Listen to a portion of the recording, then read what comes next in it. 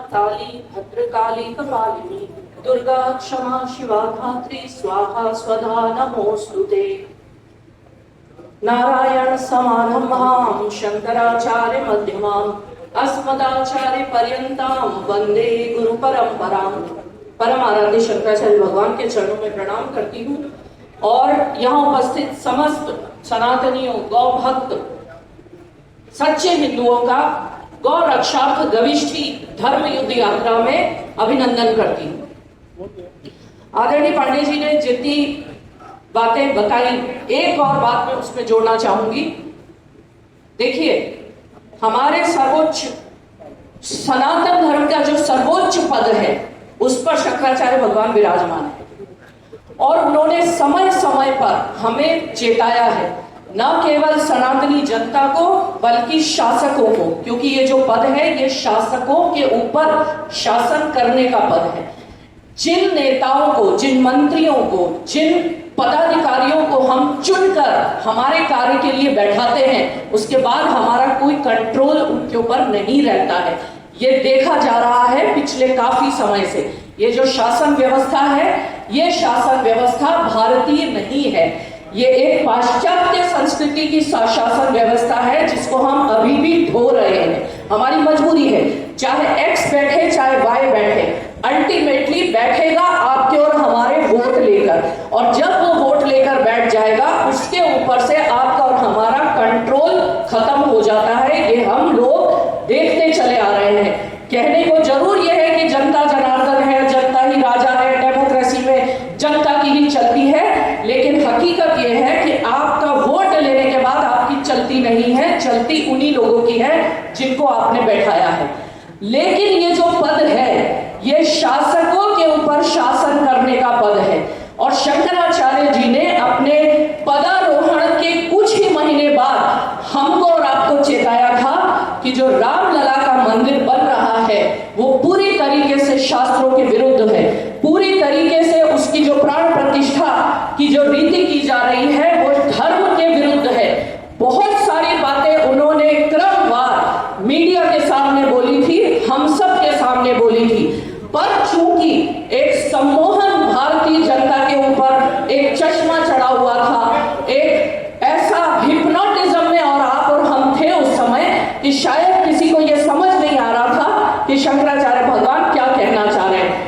उस समय उन्होंने जो कहा था कि ये जिस प्रकार प्राण प्रतिष्ठा की जा रही है उसके दुष्परिणाम आने वाले समय में देखने को मिलेंगे।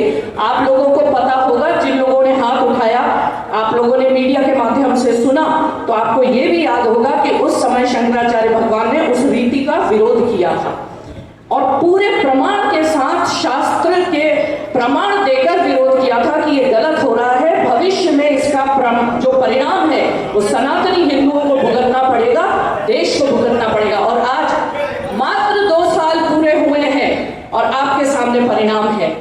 हमारे धर्म में भगवान श्री रामचंद्र का क्या स्थान है, आज उनके मंदिर पे कलंक लग रहा है। आज हमारे धर्म पे, मुझे बहुत दुख हुआ, कल बीबीसी ने इस पर रिपोर्ट करी, बहुत दुख हुआ। यानी ये मुद्दा इंटरनेशनली चलाया जा रहा है सनातन धर्म को बदनाम करने के लिए। इसका जिम्मेदार कहीं ना कहीं हम हैं। हमें समय रहते उनकी बातों को ध्यान देना चाहिए और जो लोग इन चीजों में लिप्त हैं उनके लिए आवाज, उनके खिलाफ आवाज उठानी चाहिए, वरना हम एक के बाद एक भंवर में फंसते चले जाएंगे।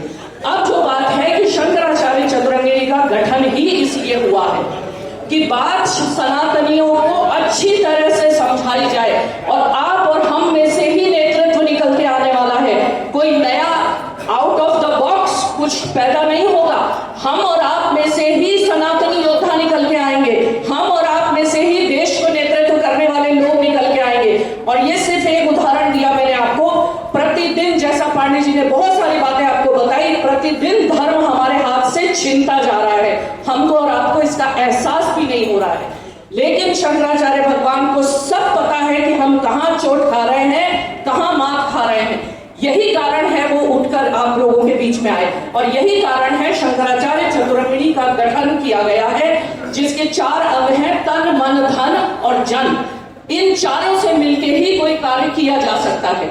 कोई देश चलाना है, संस्था चलानी है, कोई आंदोलन, 4 वस्तुएं चाहिए और यही शंकराचार्य चतुर्वेणी में भी ये 4 अंग है। अब बात यह है कि आप सबको चतुर्वेणी में शामिल कैसे होना है। पहला चरण आप पूरा कर चुके हैं। पहला चरण ये था कि आप शंकराचार्य भगवान के समक्ष आकर बैठ गए हैं। यहां आपने लेवल 1 पार कर लिया। आप चतुरंगिणी के सदस्य बनने की पहली पात्रता को पार कर चुके हैं। अब दूसरी पात्रता के लिए आपको करना यह है, अपने मोबाइल से एक मिस कॉल लीजिए। जो नंबर शंकराचार्य भगवान ने जारी करवाया है मिस कॉल के लिए, आप बहुत आसानी से अपना नाम इत्यादि देकर शंकराचार्य चतुरंगिणी के सदस्य बन सकते हैं। तो कृपया जल्दी जल्दी अपने मोबाइल निकाल लें, जिससे कि धर्म के जितने मान बिंदु जो आपको भी नहीं पता कहां हमें अपने मान बिंदुओं की रक्षा के लिए क्या क्या करना है, इस नंबर के माध्यम से आप सीधे उनसे जुड़ सकते हैं और सीधे अपनी बात शंकराचार्य भगवान के चरणों तक पहुंचा सकते हैं। तो नंबर मैं बोलती हूं, आप लोग जल्दी जल्दी अपने मोबाइल निकाल लीजिए। 844 और इसमें माताएं बहनें सब जुड़ सकती हैं, सब जुड़ सकती। बच्चे, आपके बच्चों के पास भी मोबाइल है, सब इसमें साथ आमंत्रित है। 844 853 1008 844 853 1008। इस नंबर पे आप जैसे ही मिस कॉल देंगे, कुछ सेकंड्स में आपको व्हाट्सएप पर संदेश प्राप्त होने लग जाएंगे। उनको फॉलो करिए और आप जुड़ जाइए। तो तीसरा चरण जो है वो आपको 24 जुलाई को, जब ये गविष्ठी यात्रा पूरी अपनी सारी 403 विधानसभाओं में शंकराचार्य भगवान का संवाद होते हुए अपनी यात्रा हम लोग पूर्ण कर लेंगे। 24 जुलाई को लखनऊ के काशीराम स्मृति उपवन में हम सब इकट्ठे होंगे।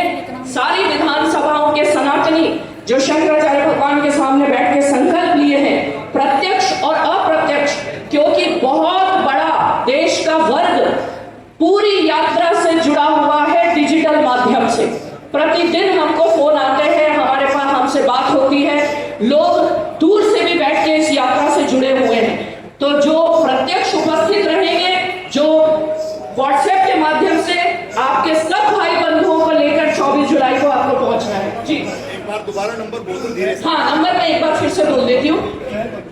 844 853 1008 844 853 1008।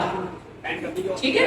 अब ये नंबर जो यहाँ नहीं है उनको भी भेजिए, अपने बच्चों को, भाई बंधु, अपने माता बहन सबको ये नंबर भेजिए और सबको जुड़वाइए शंकराचार्य चतुर्वेणी से। यही आगे चल के हमारे धर्म की कमान संभालने वाली सेना है। यही आगे चल के जो धर्म योजना